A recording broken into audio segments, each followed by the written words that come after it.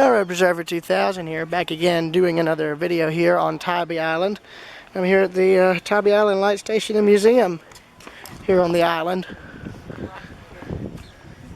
So yeah, I believe they said this was the assistant keeper's home here. I'm going to show that in a second. I just got to get...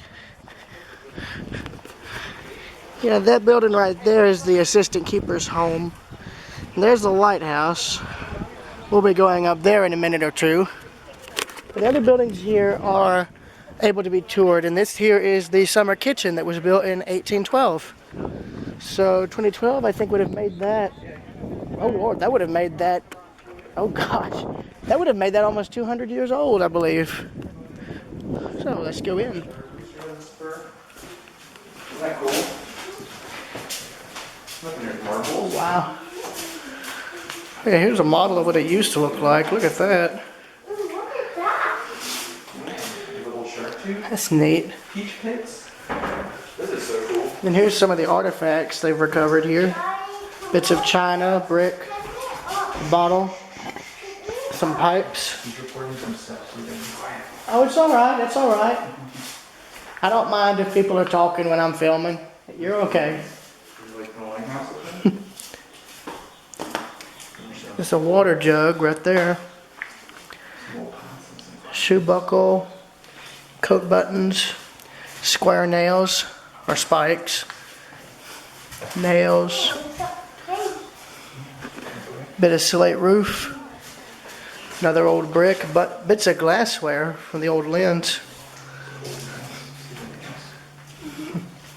More old pipes.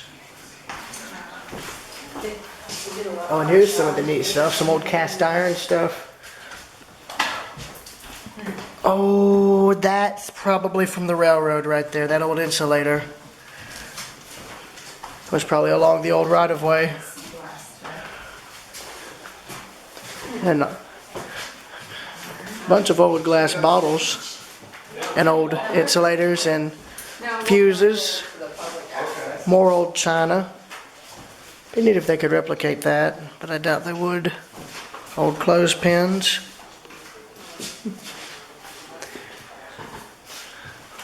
More old bottles.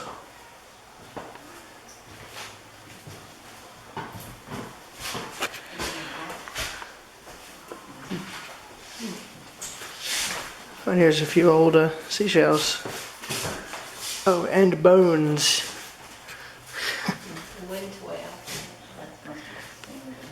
So,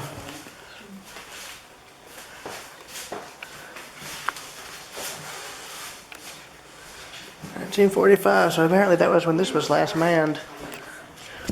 Hey there. Hi. Here's a garden, which is still being tended, I be. Yeah, look at that. The old keeper's garden. That's neat.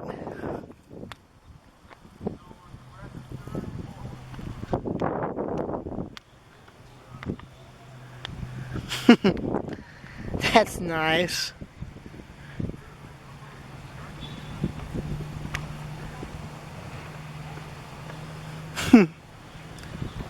So the garden has only been here for about 5 to 6 years. So this was, I'll have to look and find a date. I believe this is the head keeper's house here. Yeah, I'm saving the lighthouse for last. Entrance. Here we are. I like that brick design. That looks so nice. They don't build houses like this anymore. They really don't.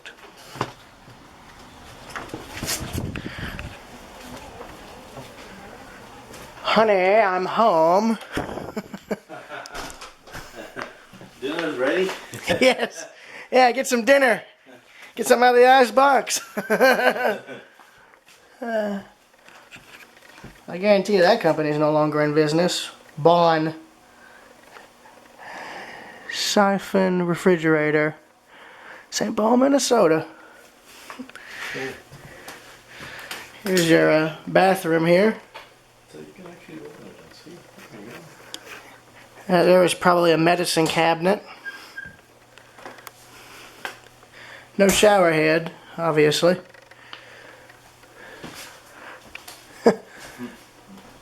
Right there looks to be where the old light fixture used to be. Oh wow.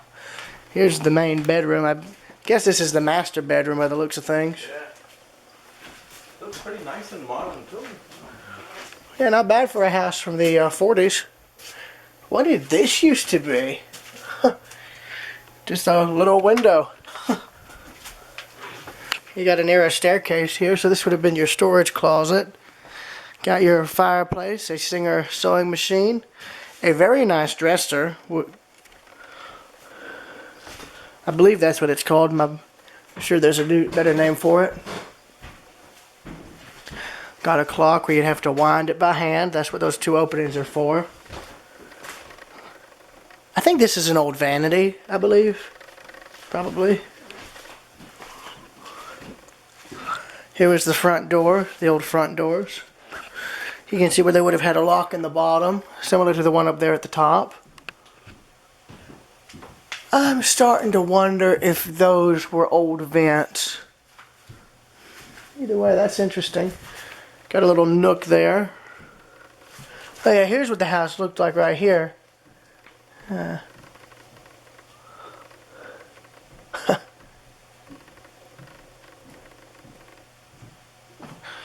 So this was back when the home was used by the Coast Guard. So they removed this wall here in the 60s or 70s. And then there's a wedding photo from 1949 that shows this wall here, so they replicated that nicely. But here was the main living room, right here.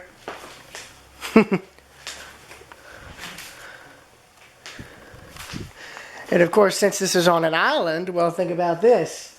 All you'd have to do for your main activity for the day, if you were off work, is just go and chill on the beach. And that's neat. You got a clock, which also doubled as a radio. Yeah, because they wouldn't have had television back in the 1945. Again, another little nook. I wonder if that was so the keeper could get messages. I bet you that is what it is. Very nicely carpeted stairs. I'm going to start with the bottom floor and work my way up.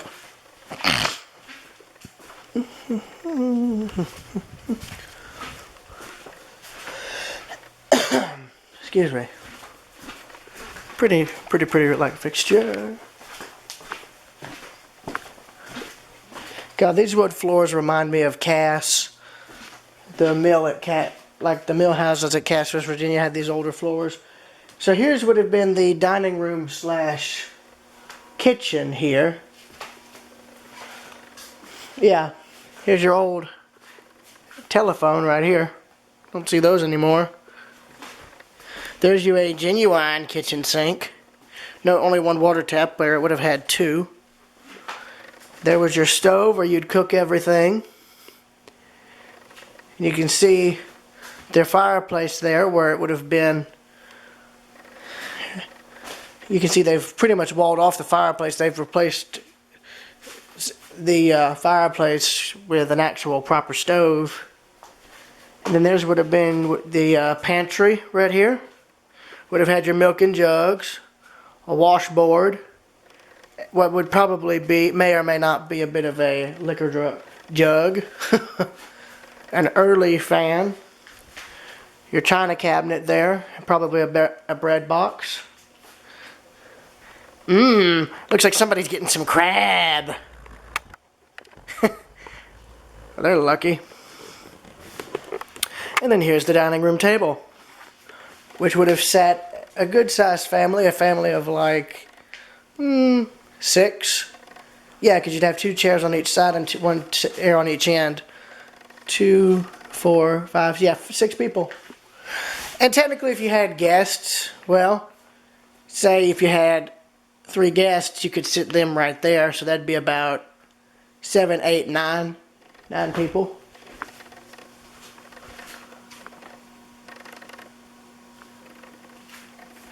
Yeah, you can see how they made the house more, I guess, to where you say if the Coast Guard people staying here had a call, they could just go right through the house.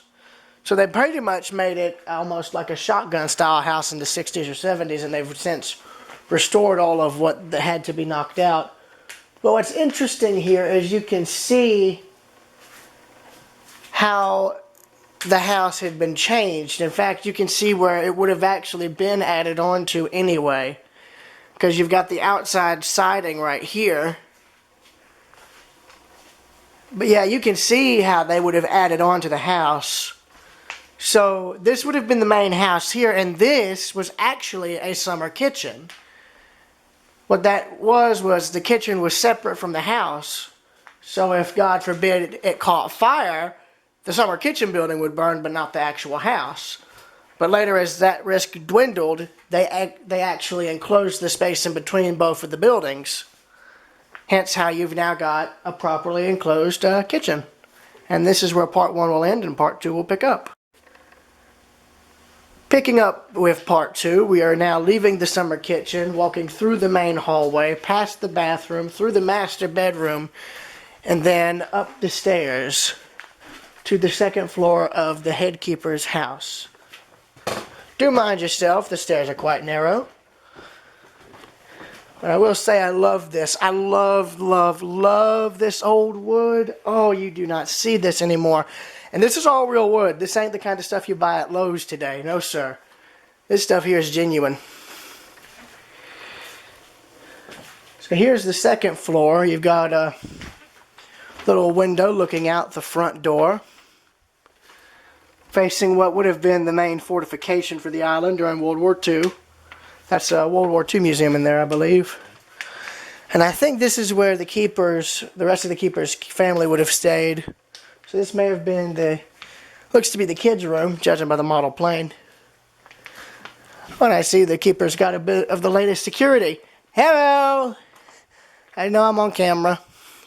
And you've got your closet that would have gone into the attic spaces there and there.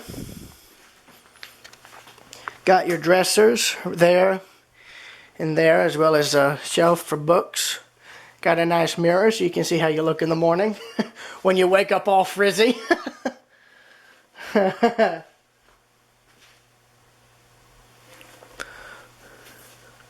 another view overlooking another side of Tybee and the inlet leading to Savannah. Then above it you've got attic space, but what I'm curious about... Oh no! Those are probably where the original lights were, yeah. Right there and there, so there would have been at least there would have been about 4 light bulbs in this room, unless that was where gas heating was being distributed throughout the house, where gas lines would have come through and heated it during the winter. That may have been what that was, but at the same time it could have very well been lights.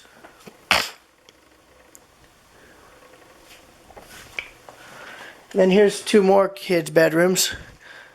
Oh, we got a playroom for, yeah. So if the keeper had 2 sons, those were the boys' bedroom. This was the girls' bedroom. Right here. You got the vanity, you got the dresser. That also doubled as a mirror where they could put their makeup on in the mornings.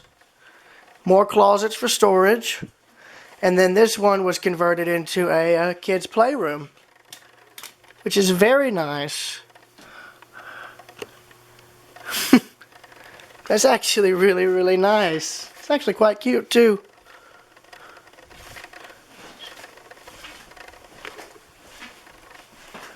Really pretty painting of some flowers. And like a real house, they have the other closet being used for its original purpose, which is storage. Very nice. And I love those hats. Those are so pretty. You can see where somebody was knitting. Reminds me of my late great-grandmother. She used to do a lot of knitting, and she would have made stuff like this. And bits and pieces of fabric. Yeah, I'm getting flashbacks to how my great-grandmother used to knit stuff every year, right here, looking at all this. It's nice. Excuse me. So I believe that concludes the tour of the head keeper's house. So I'm going to end the recording and pick up back outside where we came in. See y'all then. Picking up now at part 3, we are now on the porch of the head keeper's house, the back porch, or corner porch, seeing as we're at the corner of the house. So leaving this behind, we are now heading to, I believe, the next house on the next building here, which is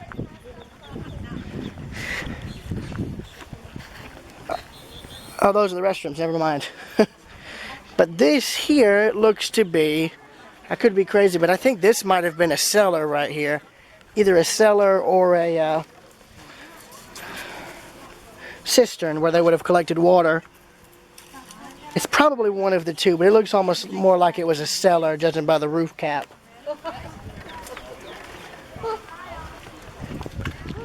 Up there!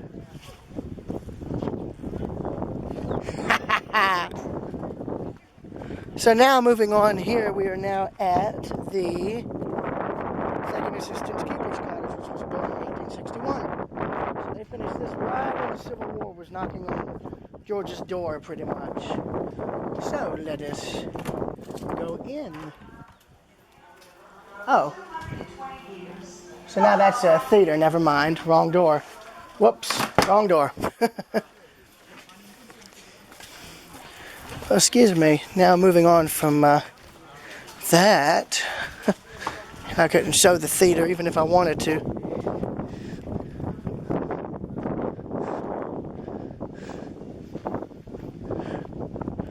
Oh, hang on. What's back here? I didn't notice this. Oh, that's staff, so that's storage.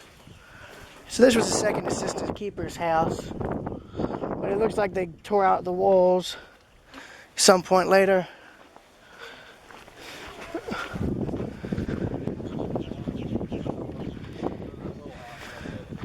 And then right here would have been the, since I now see the sign, I can correct myself on this. First assistant keeper's cottage. This was built in 1883. And at the gift shop, this is now the head offices for the whole museum. So the lighthouse will be next, but I do want to walk in here and look. I can't film in there because of copyright, but yeah, see y'all in a minute. Leaving the second assistant keeper's home, I'm now going to be traversing the lighthouse. The film in there is actually quite interesting. I'm hoping they have it on sale at the gift shop. If they do, I might try and purchase it. Oh, what do we have here? Fuel storage building, 1890. Okay, so this would have been where they would have stored, I believe, huh.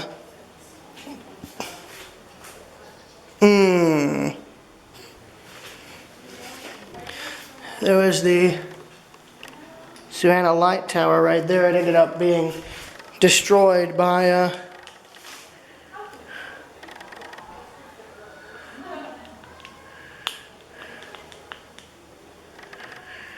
yeah,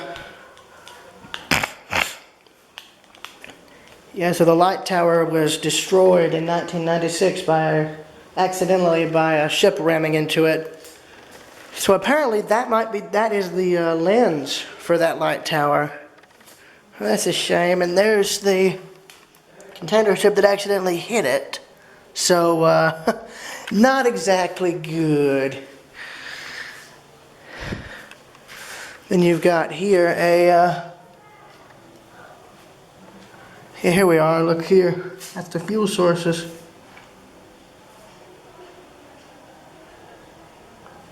So this may have been a kerosene container, I guess, that would have burned for the light, and the light was finally converted to electricity in the 30s.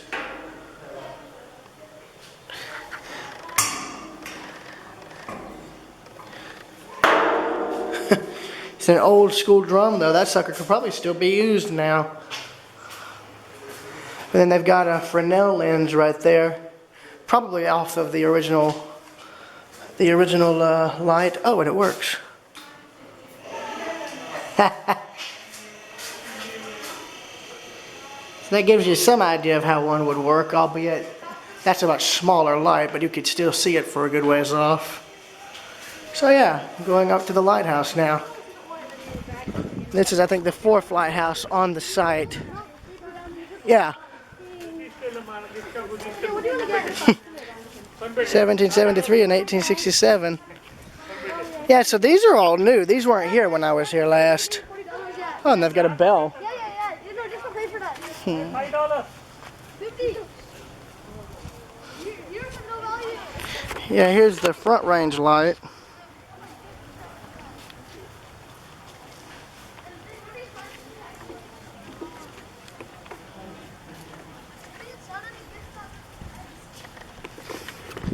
Yeah, this pretty much tells the history of the lighthouse.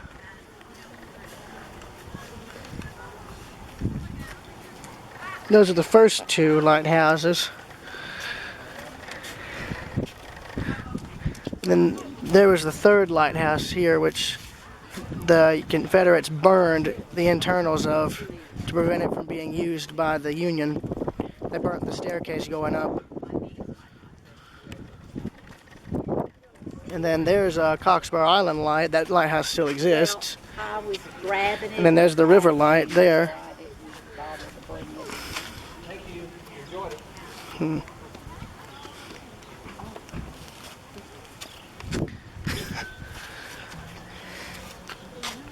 Oh, wow. Built in 1736. Fell. There's what's left of the tower, the 3rd lighthouse. Good night. So this one was built in 1867 and has been here ever since.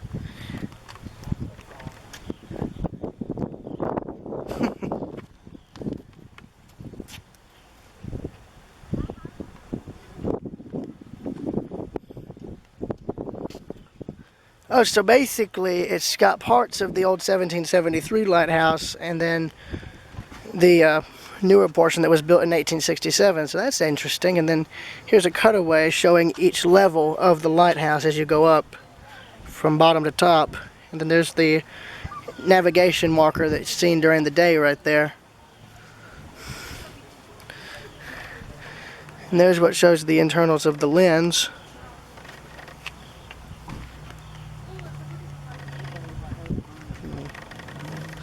And here's a bell. Could probably still ring that if they wanted to. And then here's all of the different markings the lighthouse has had over the years. And there's an idea of what they had here. There's Tybee's lighthouse. There's Coxborough. And there's Little Cumberland's, St. Simon's, and Sapelow's. I haven't seen those 3. These 2 are visible on Tybee as you're coming in.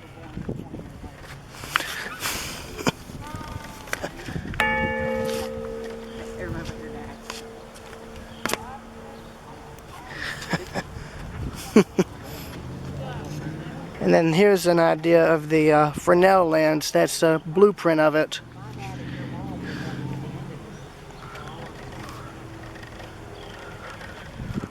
And here's another view looking up at the lighthouse, which we are now going to traverse. So, let's get to it.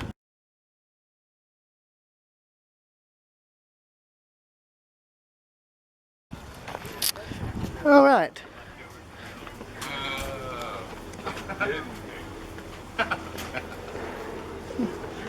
Hey there. Are you climbing up? Yes, ma'am. Okay, come on in. All right. 178 steps. There's a landing every 25 steps.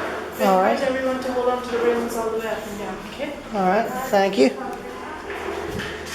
I'm curious about this portion in the lighthouse. Was this where they would... What would this have been used for, if you don't mind me asking? Yeah, no, this was actually their office area Huh. here. And that's where they would have like some paperwork going on. But this was pretty much where they would haul the coal from down here to all the way up. And I guess this is a replica of the mechanism for the lens? So Sorry? Right here. Yes, yes. That's where the bench and the table would be. Oh yeah. It's actually really neat. And then of course a wood or coal stove to provide heat during the winter. Yes, that's that. Yes, sir. All right.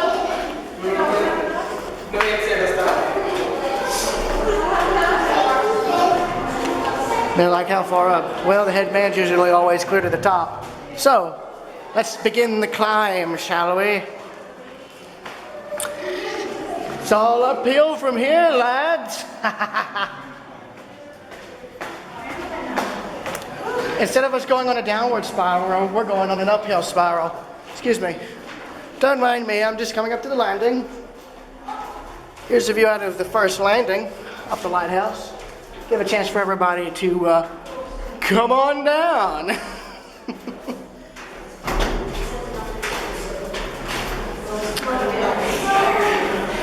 Instead of a downward spiral, we're going the opposite way. Straight up. And as you can see, we are at landing number 1. It's not that scary, just don't look down. Continuing up then.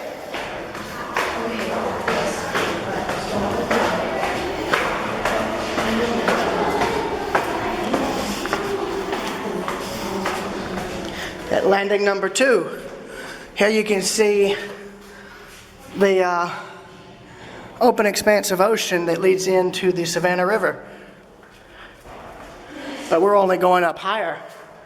This is just landing number 2. We've still got 3 or 4 more to go before we get to the top, complete with the Fresnel ends.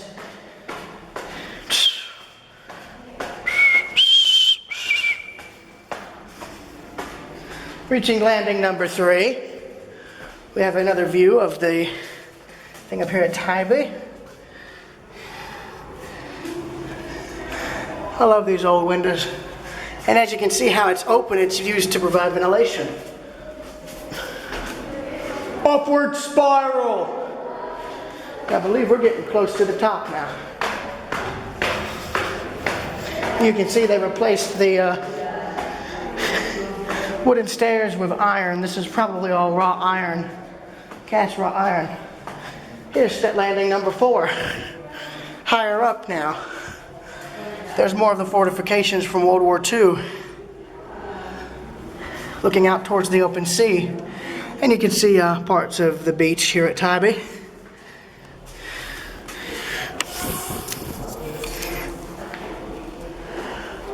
I think 78 steps is what they said. So we are in for a climb.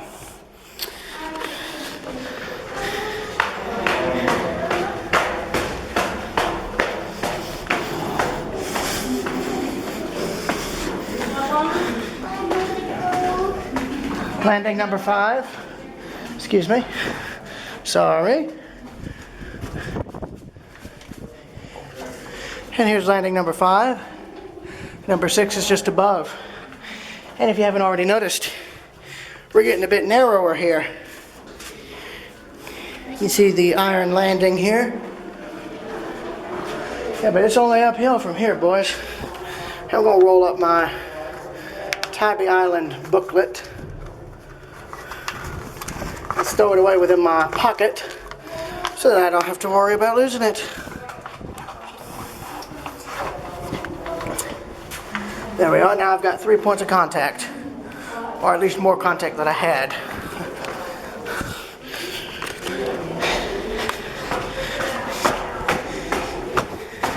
And now we're really getting into the narrow space.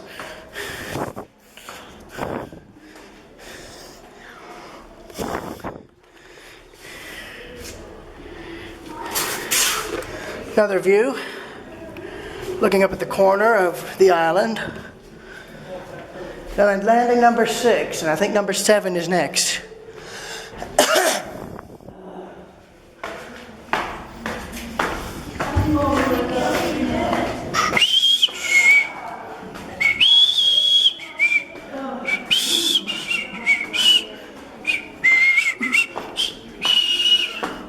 And here's the final landing. 7, which is the top of the lighthouse. I got one too.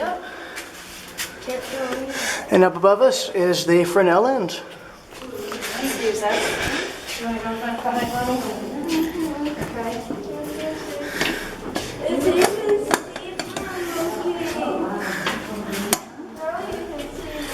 Here's where they would have allowed sea air to come in to vent the lighthouse up here.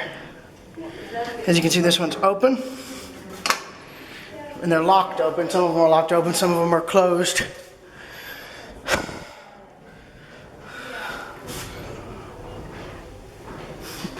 Amen. And now here's where you would have gone up to maintain the Fresnel Lens. We're going up, I believe, up there, so yeah. Let's get to it.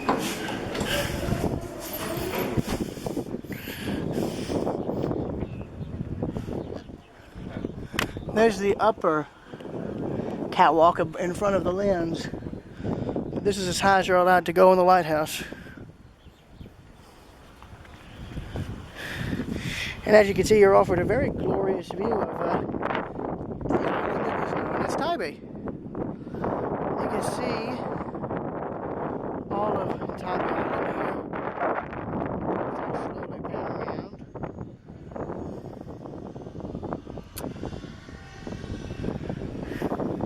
And down there is something very curious to me. Some kind of building used by the railroad that from time to time is some of the other windows added onto in later years. I don't think those are parts of the old railroad that came to Tybee, because I don't know when those buildings were built, but if they were built before the 30s, then they could very well have easily been used for the railroad. And now that I think about it, those very well could have been where the railroad would have come in, though I'm not exactly sure. But you never know, it could have been where the trains came in before 1933. So I'm going to keep the camera pointed out diagonally. As I walk around, you'll be able to see a good panoramic view that you can only get at the top of a lighthouse. And I'll do it at least one more time before I get too dizzy to do it again.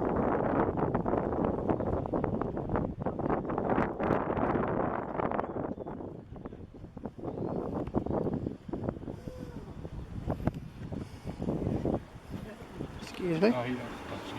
It's all right. It's all right. It's all right. Just kind of like this, where it's all like, You got a helipad down there. you just have to go over to say like, It's all right. Just don't look down. You'll be fine. Don't look down. You'll be just fine. And there is the entrance to the Savannah River. As you can see, there's a bulk freighter over there going in.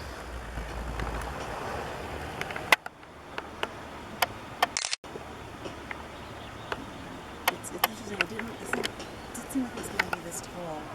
Not coming in, excuse me, he's heading out. And off in the distance there is the city of Savannah, as evidenced by the massive bridge crossing the Savannah River port. And there is the bulk freighter that I can't read because I can't keep my hand steady enough to read the name, coming out of the Savannah River and its estuary out to the open sea, which is here, heading to God knows where. So here's another bulk freighter. Again, I'll probably do it again. You're all right. I'm just trying to do a walk around to give people an idea of what it's like to see the view up here. Yeah.